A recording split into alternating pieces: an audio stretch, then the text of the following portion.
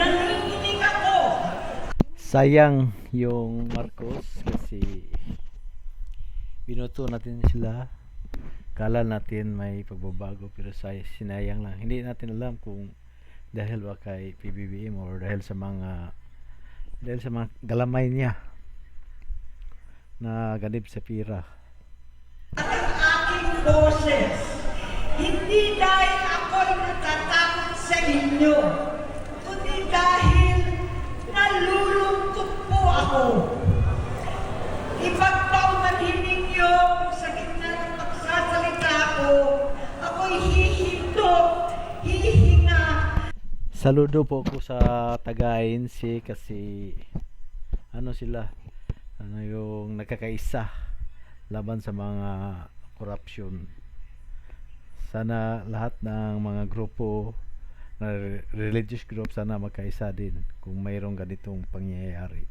Huwag magduwag-duwagan. Dahil sa bigat ng aking kalooban.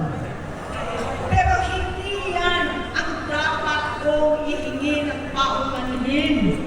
Hindi yan ang kasalanan ko sa bayan na dapat ihingi ko ng tawad. Narito po ako dahil sa tawag ng Iglesia ni Cristo para sa transparency, accountability, at hustisya. At dahil sa tawag ng sarili kong konsensya, bilang senador, bilang kapatid, bilang Pilipino. Hindi po madali kay Amy Marcos na magsalita lalo na laban sa kaniyang kapatid.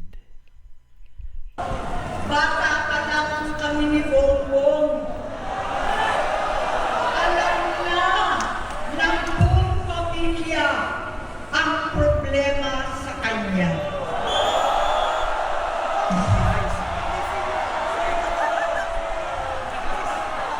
Sa totoo lang, mababasa naman ng lahat ang mga testimonya ng aking ama patungkol sa kanyang ugali at gawain. Noon, dahil may tatay pa kami, hindi ko pa siya responsibilidad. Noong tumatanda, ay mas naging nakakabahala. Batid ko na nagda-drug siya.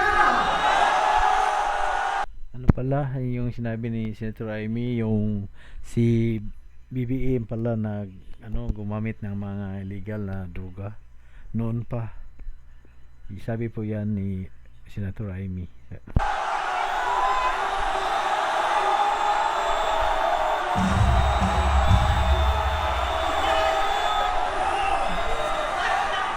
Grabing sigawan ng mga kapatid natin sa iglesia, grabing sigawan sa paglalantad ni Senator Amy.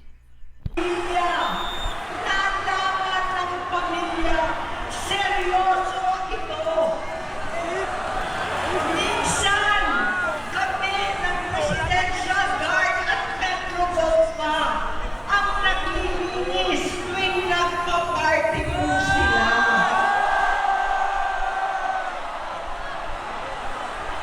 Nabuhay kaming magkakapatid sa ibang bansa.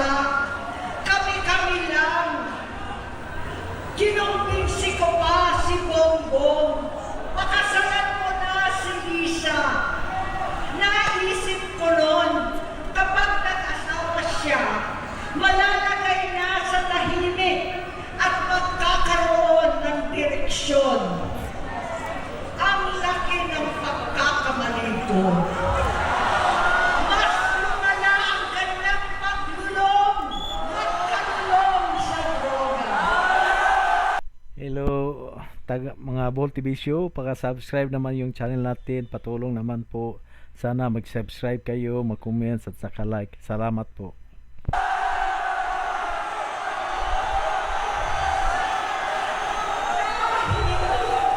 Parehas pa na silang mag-asawa.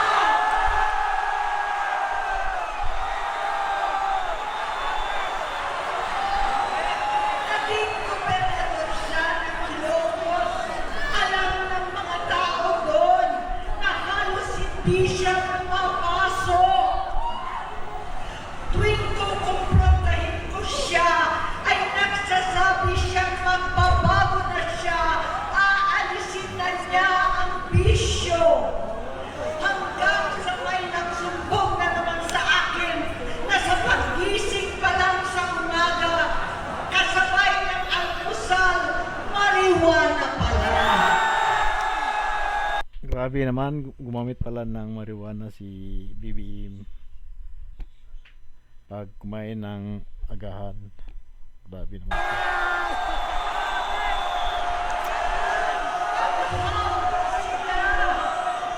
Lahat sila nagiinuman at gumagamit ng cocaine. Kasama ng asawa at barkada. May magic ang kamay ni Mommy. Pag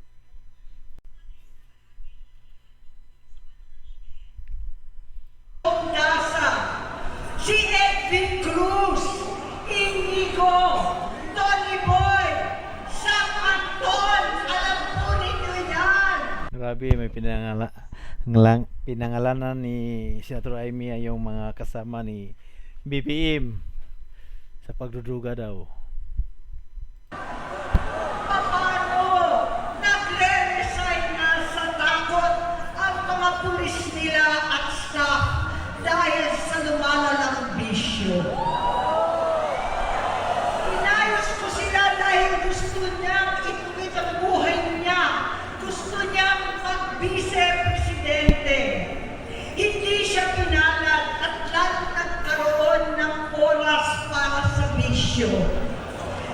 Simula noon, naging malabo sa amin ang lahat. Kaysa mag-away, bigla na lamang lumayo ang loob namin sa isa't isa.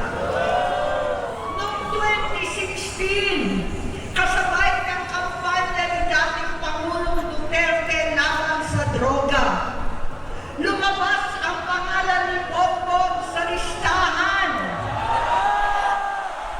Nakasama siya sa listahan ng mga celebrities, mga artista, Maricel Soriano at iba pa.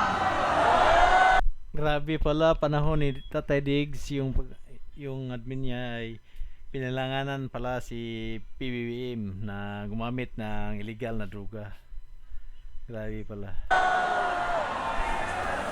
Masinsinan kong kinausap si Pangulong Rodi.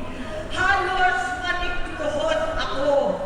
Sinabi kong ayon sa kapulisan, dapat unahin, usigin ang mga pusher at saka na lamang sagipin ang mga user. Naligtas si Bongbong. Labis ang takot ko at pag-aalala. Kinausap ko siya at nagsabi siyang talagang siya ay nagbabago na. Muli at lagi, hindi ako nawalan ng pag-asa. Ako'y naniwala ulit. Mula noon ang natatanggap ko na lang na balita tungkol sa kapatid ko ay regular na magpapadoktor. Kaya kumalma naman ako. Inisip ko, totoo, dahil na-opera na ang tuhod niya sa gout. Siguro, totoo na ito. Hanggang nito, nalaman ko na tuloy ang paggamit niya sa mga party na garapalan naghahain ng droga. Pinagmamalaki pa ng mag-asawang kayang-kaya nila ang microdosing ng cocaine. Hati-hatiin daw para 4 na beses sa isang araw. Hindi mabibisto. Ang pagpapadoktor Umiyak talaga si Senator Amy sa pagsasalita. Grabe talaga.